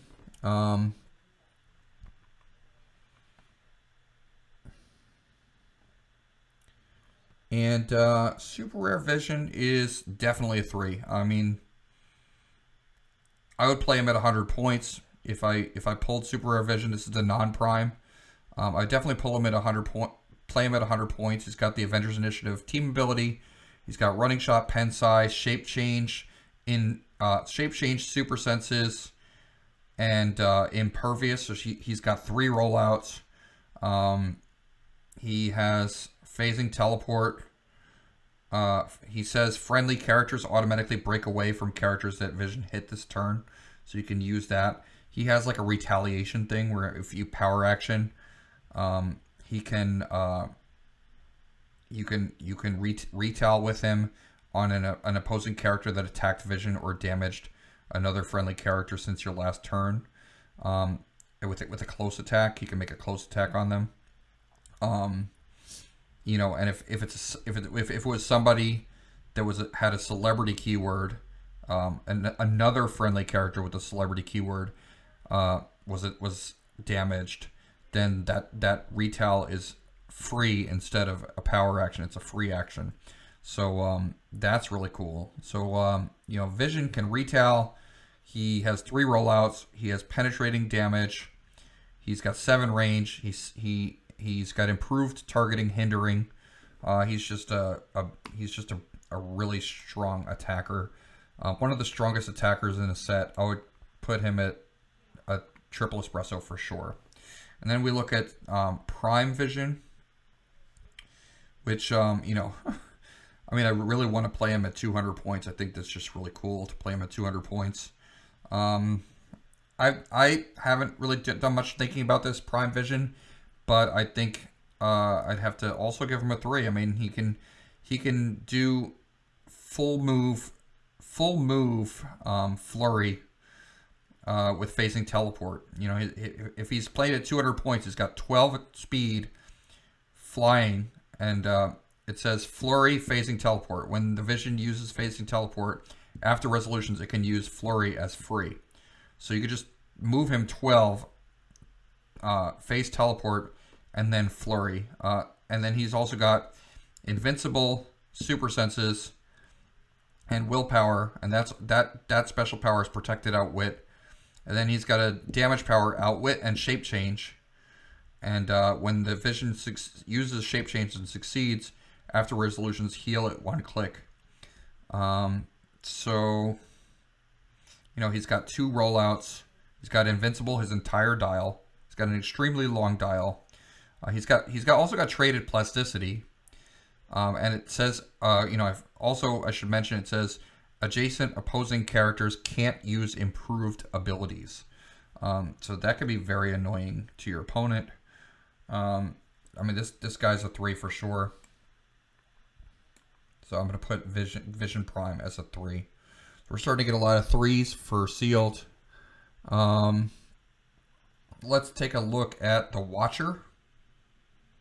Now, this is not the... I mean, a lot of people have been talking about this starter set Watcher. I'm not, but this is the main set Watcher. He's a super rare. He's 25 points. He is 12 speed with phasing teleport. He's got cosmic energy team ability. He's 9 attack, 18 defense with toughness, 1 damage with leadership. And then he has a ponder the question what if trait at the beginning of the game. Roll a d6 and give the Watcher a number of what if tokens equal to half the result. Power, remove a what if token. If you do, replace an adjacent friendly character with a character of equal or less points on your sideline. The replacement character must share a name with the replaced character. So this is really cool. It's a really cool trait if you're playing constructed and you want to like try to figure out different ways of making it work. You know, it's kind of like a puzzle and you try to unlock the puzzle and make a really creative team. But in sealed, it's just, you know, you're probably not going to be able to use that trait. So for sealed, this guy is just a 25-point leadership. I mean, he doesn't even have flying, so you can't carry anybody. He doesn't have any passengers or anything like that. If you absolutely need the leadership, you include him. But I will tell you right now, if I'm playing a sealed event and I pull this guy as my super rare, I'm probably pretty disappointed with the pulls that I got. So I mean, I would look elsewhere. I probably would not include him on my team, and I would be like a little upset that was my super rare. So for the first time in this tier maker, we're going to put a figure in the Herbal Tea section because he just puts me to sleep. So I'm going to put the Watcher in the Herbal Tea. I don't want to pull him in sealed. I would try to avoid pulling him. I mean, not that you can avoid it because it's all random, but mentally in my mind, you know, I'm going to use my mind control to avoid pulling the Watcher in sealed.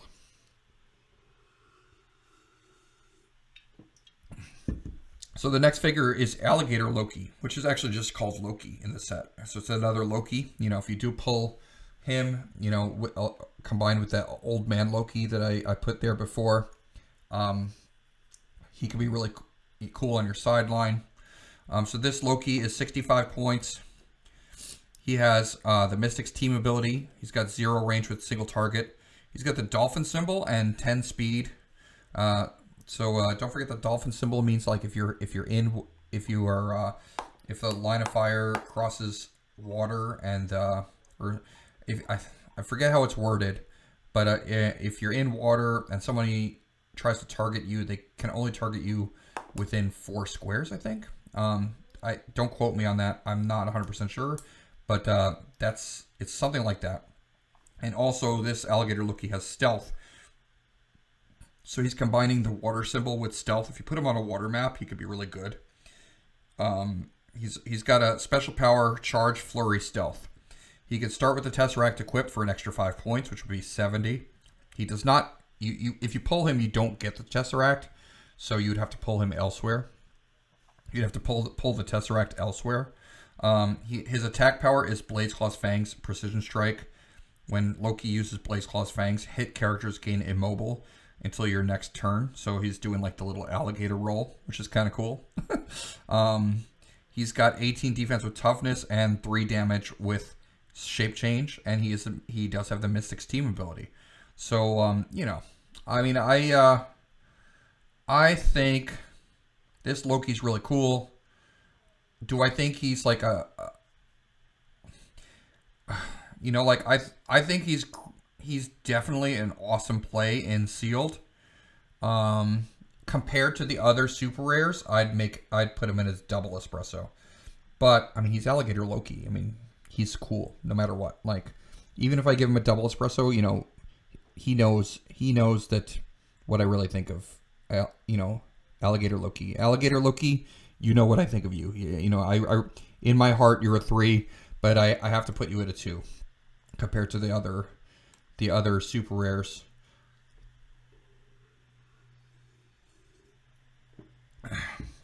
I mean, I think he's better than Spider-Man, but Spider-Man comes with the equipment, so that's why I put Spider-Man as triple espresso. But I think this Alligator Loki is just he's very good. I put him at a 2 for this for you know, as far as the super rares are concerned. Let's see what our next super rare is, the Falcon. And the Falcon is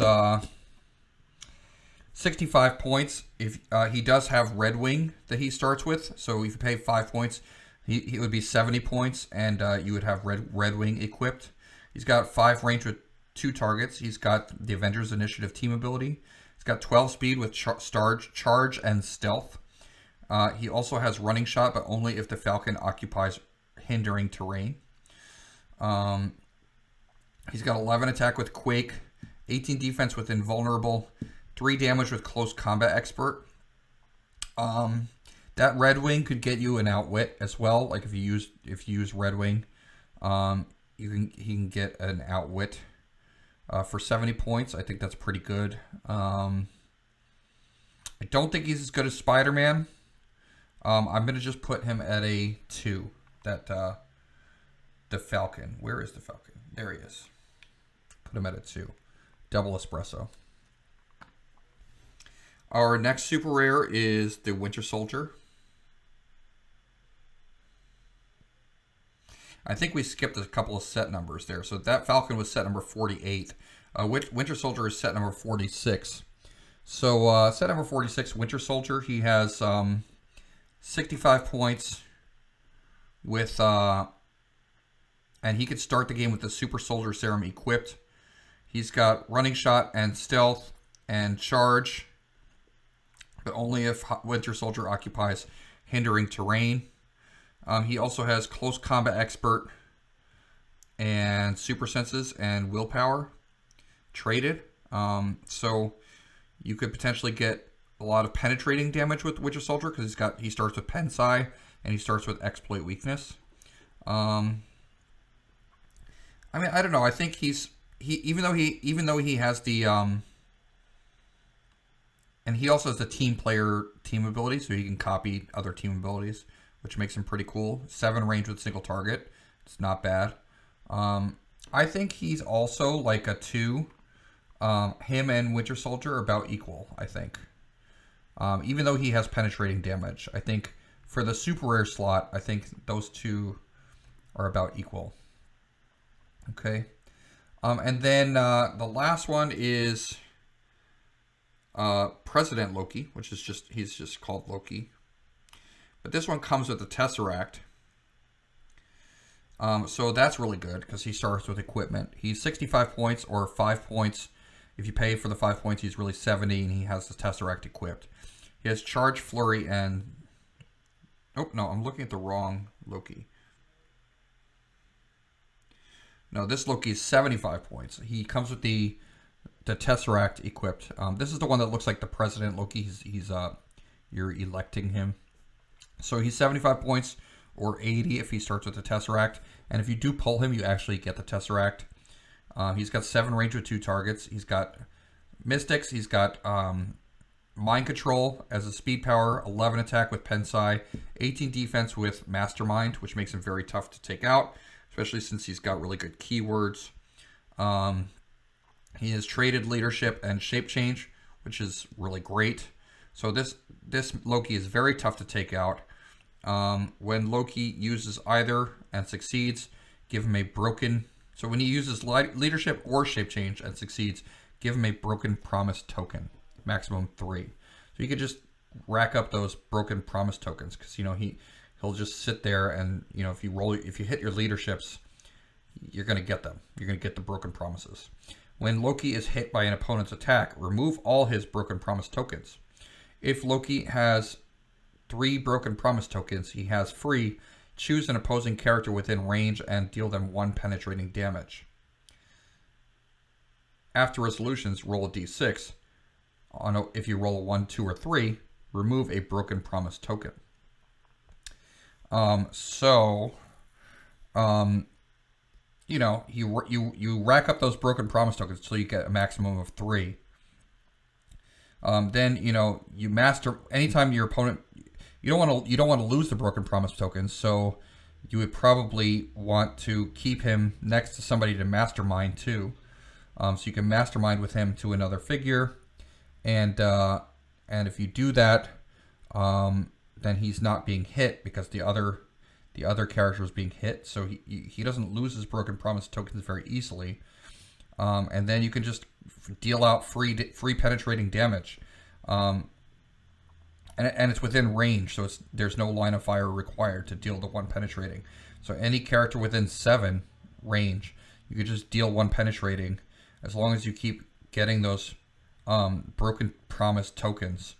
That's amazing. And then his damage power is just icing on the cake. He's got Outwit, but he can use it an additional number of times equal to his broken promise tokens. So if he has 3 broken promise tokens, this is becoming a little bit of a tongue twister, but if he has 3 tokens, then he can use Outwit 4 times, which is great. And that damage power is protected Outwit, so they can't outwit his Outwit. Really good. I'd put him at a 3. I mean, he's one of those tricky ones to use, but if you can figure out how to use him and you can get somebody that you can mastermind to and just sit him in the back and collect broken promise tokens, he can dish out some damage. All right, let's take a look at the next figure. Now we're into the chases. We have 8 figures left. Hang in there, everybody, because we have 8 figures left, and we're going to take a look at them now.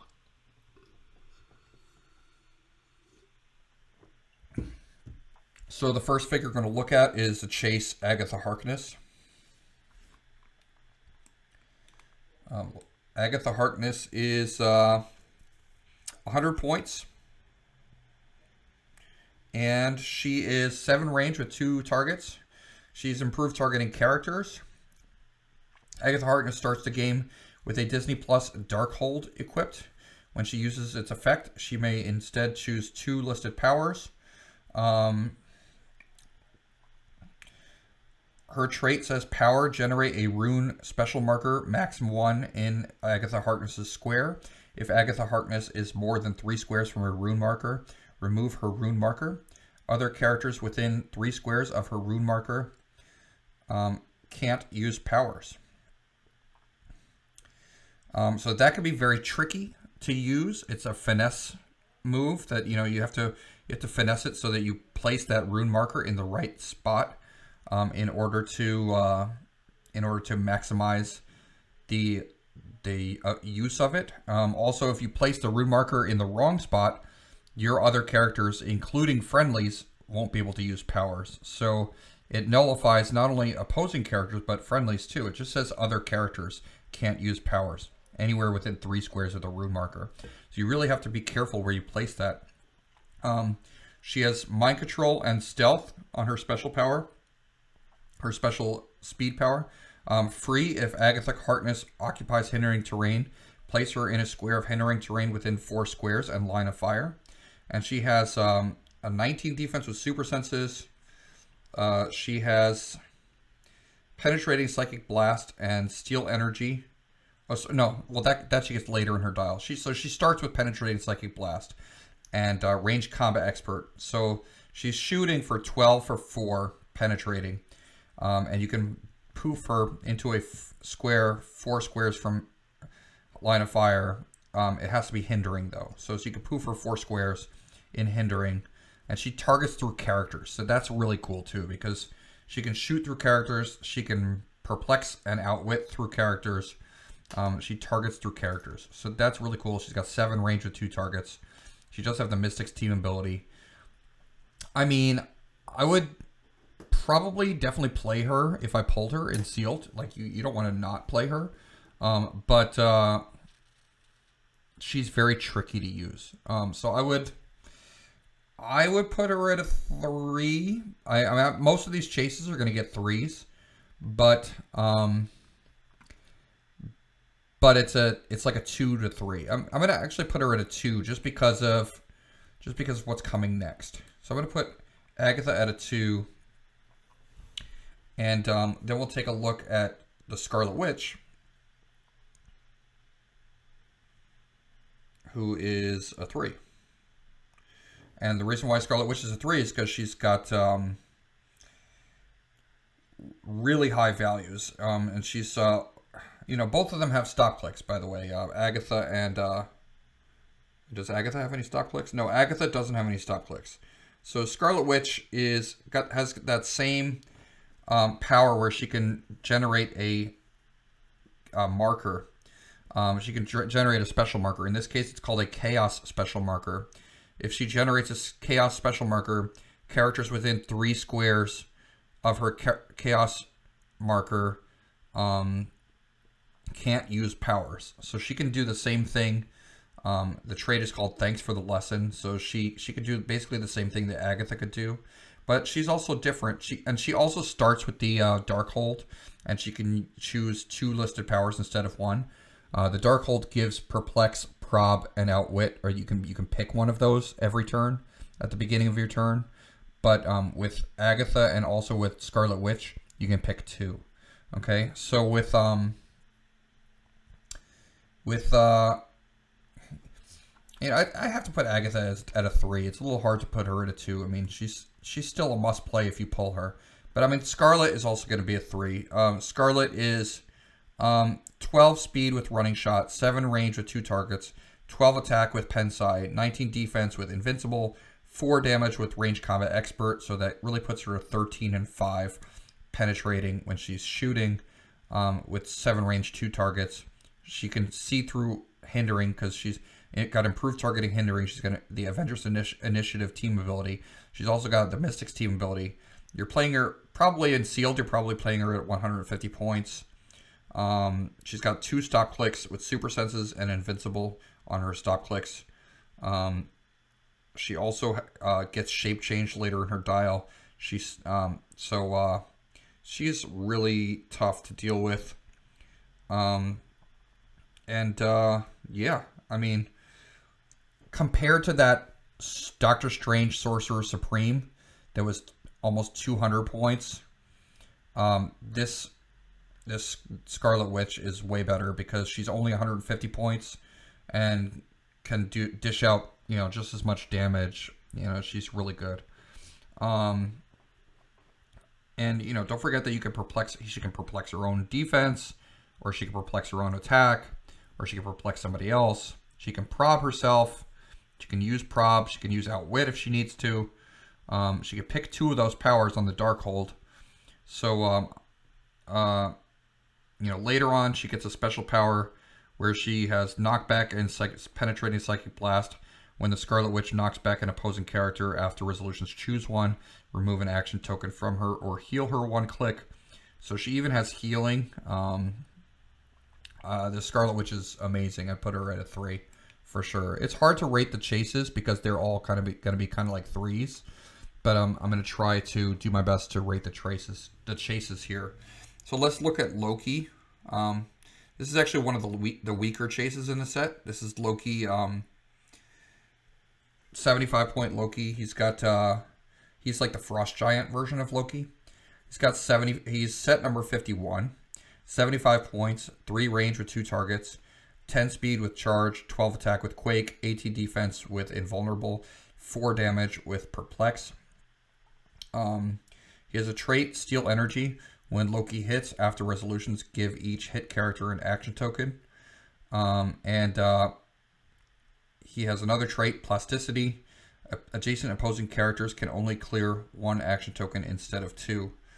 Yeah, I mean, he's a giant. He's got the Mystics team ability. Yeah, he's like a lockdown figure, especially with if you're playing him with Party Thor on your team. Those two combo really well because you could just give everybody action tokens and then have them lock them down. Also, if you're playing like that Pietro Maximoff and try to token everybody up and then use the Loki, so he could be really well used in combination with other figures. But I mean, as compared to the other chases, I think I would just have to give him a 2. So a Double Espresso. We got to put some of these chases in Double Espresso. We can't just put them all in triple. So now let's look at Collector. Collector is another one that, he's great in constructed, but in sealed, if I pull this Collector as my chase, I'm kind of really happy that I pulled him because I want to come home with a Collector. He's a great figure, but at the same time, he's just a really tough to kill perplex figure. He's 25 points. He's got a stop click. He's got super senses, but those traits are never going to come up in sealed play. So for Collector, I'd have to put him at a, I guess a 2 in sealed, maybe even a 1.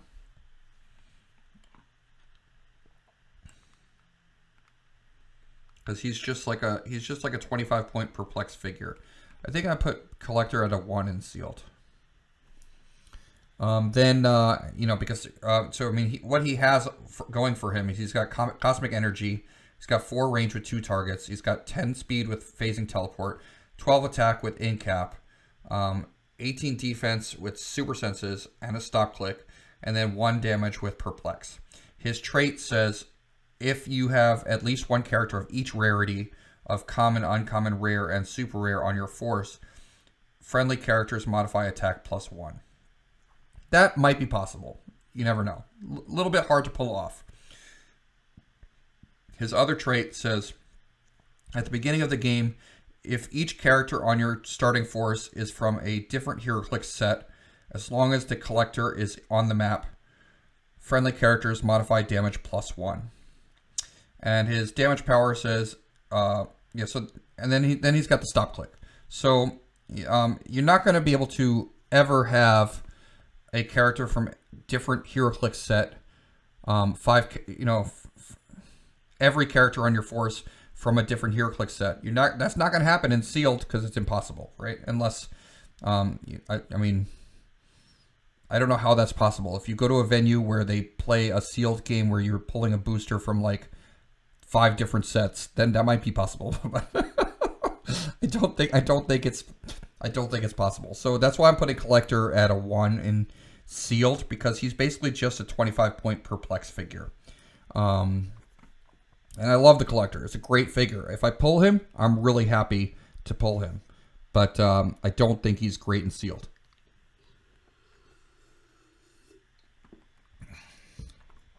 All right, so now we're going to take a look at Gamora, Daughter of Thanos. That's set number 53. At 125 points, which is probably what I would play her at. She's got Cosmic Energy team ability. She's got Hypersonic Speed, 12 attack with a special, 19 defense with Invincible, and 4 damage with Leadership. She has My Father's Resolve, which is a trait. Once per turn, when Gamora, Daughter of Thanos, rolls a single d6, she may re-roll it. So that's pretty cool. So she can re-roll her Leadership. But she also has an attack power, which is Blades, Claws, Fangs, so she can re-roll that as well. When Gamora, Daughter of Thanos, uses Blades, Claws, Fangs, you may instead deal half the d6 result to the target. If you do, heal Gamora, Daughter of Thanos, or an adjacent friendly character a number of clicks equal to the halved result. So You know, she can make attacks and heal at the same time. Heal quite a bit. So that special power she has for her first 6 clicks. So she can use that later on. And you know, when you do hit her off of her leadership, she gains exploit weakness. So now she's doing Blade's exploit. I mean, let's see. Let me just look at her other dial.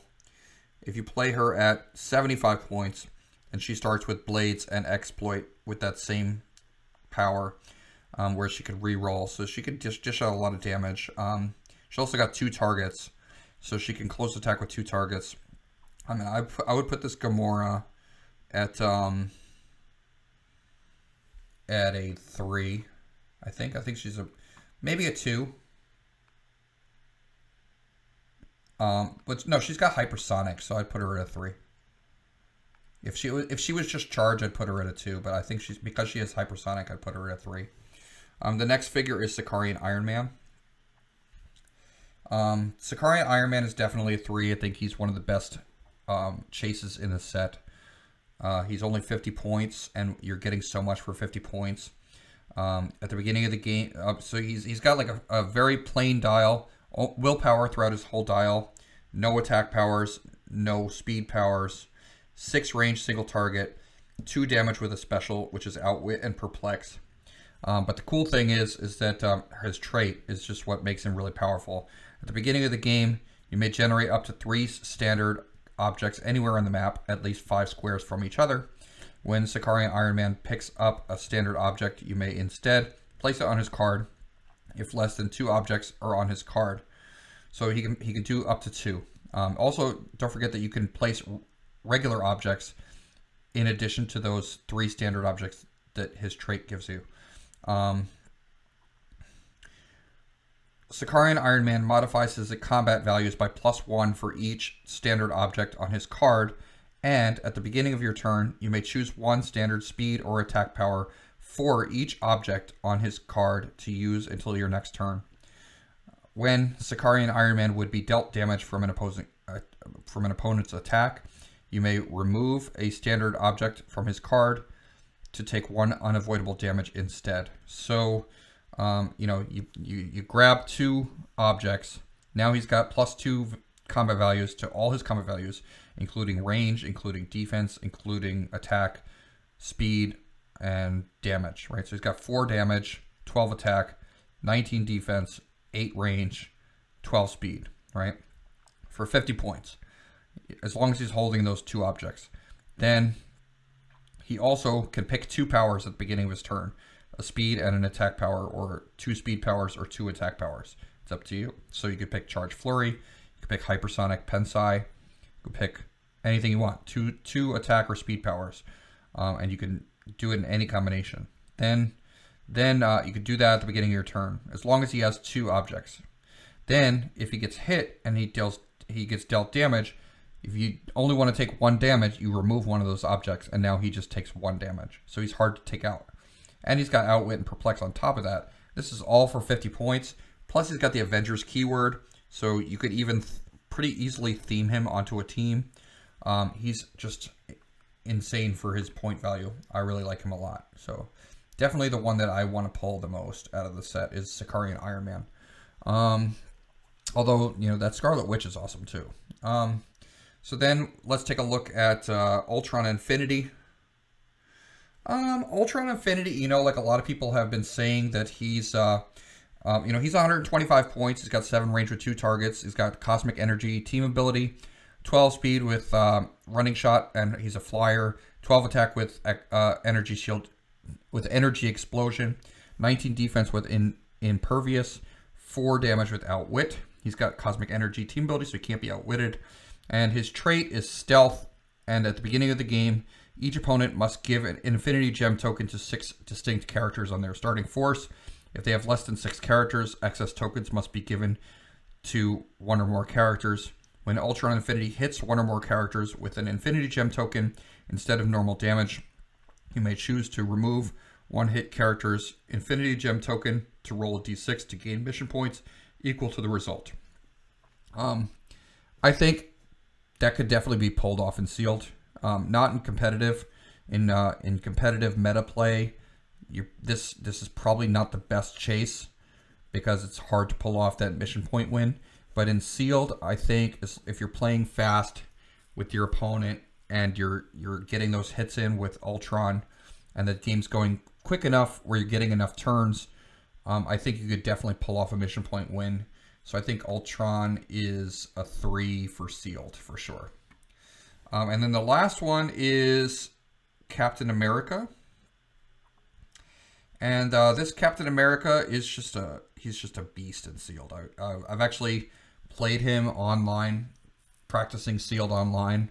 And on Roll20, I've used this Captain America.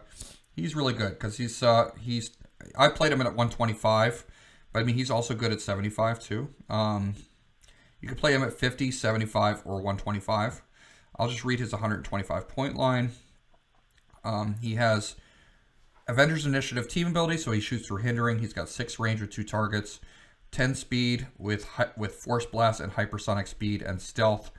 When Captain America uses hypersonic speed and hits with a close attack after resolutions, he may place a hit character adjacent to himself, then use Force Blast as free. He has 12 attack with Precision Strike, 19 defense with Invincible, 4 damage with Close Combat Expert. He also has a trait Defend and Willpower. When an adjacent friendly character replaces their defense value with Captain America's, that character can use Toughness for that attack. So he's giving everybody, if at 125 points, is giving everybody 19 Defend just right off the bat. Then he also starts the game with an equipment. He starts the game with either Red Wing or Captain America's shield, and he actually comes with Captain America's shield when you pull him. So you're in sealed, you're probably definitely starting with the Captain America shield on him. He's going to start with ESD,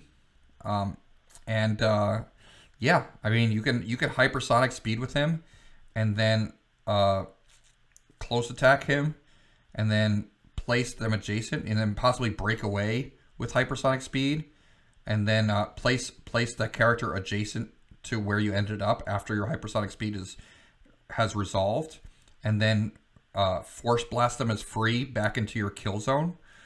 You could do that with him. You could just hit people for a ton of damage with him too, because he's got 4 damage, 12 attack with Close Combat Expert. So you could hypersonic for like 13 for 5, and you could just hit for a ton of damage. He's just really good at range or at close. If you play him at 75 points, he starts with leadership, so he could potentially be the leadership for your team. He targets through hindering, so because he's got an Avengers Initiative team ability, which is a team ability that I like to see come back in this set, which is great. I'm glad that they are bringing back the Avengers Initiative team ability a little bit more. So I'm definitely putting Captain America in, and this is the Sam Wilson version of Captain America. I'm putting him at Triple Espresso. And we can see there's a lot of good. If we're looking at the ratio of triple and double espressos to single espressos and herbal teas, you can see that there's a ton of great figures to use and sealed for this set. But there are different rarities too. Like you can still do very well with without pulling a super rare or chase. I mean, there's a lot of commons and uncommons in that double espresso range. There are good attackers everywhere. This is a set that doesn't have a whole lot of figures. It's a smaller set than some of the other sets. So the chances of you I don't know how that affects the rarity of the figures, but it should be interesting to see how this does in sealed. I've play tested it on Roll20 a couple of times in sealed, and a lot of the interactions are just really fun to use. There's a lot of defend. There are a lot of high defenses. There's a lot of shape change. There are a lot of rollouts in everything that I've pulled. Testing it on Roll20, the Disney Plus sealed, and I think that could be interesting how it plays out. But I mean, it's fun. It's still fun, and you can do a lot of things with the different synergies from the different figures. I think that the Halloween Spooktacular subset of this of Disney Plus is really good. It's particularly strong in sealed. Not only are they fun to play casually, but they're good figures. They're not bad, and if you pull that, you don't feel like you're getting a bum figure. You're getting something good, even though it's just and they have them at all rarities. Like I think the highest rarity Spooktacular figure is Agnes from who's a super rare. She's a super rare. So this Marvel Studios Disney Plus set is just amazing all around. I really like it. I'm excited to play some of these figures, and I hope everybody enjoyed. I hope everybody enjoyed watching or listening to this Tiermaker. I think it's better when you watch it on YouTube because you can actually see the figures being displayed on the Tiermaker. Don't forget to like and subscribe to Coffee and Clix. I appreciate everybody that follows along, and you can also listen to it on Spotify or on Podbean or TuneIn Radio. So this will be available in audio format as well.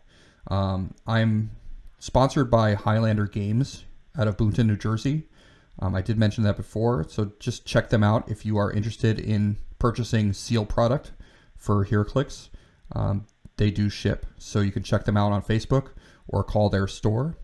And it's been a good episode. I hope everybody enjoyed. Don't forget, everybody, wake up and smell the Clix.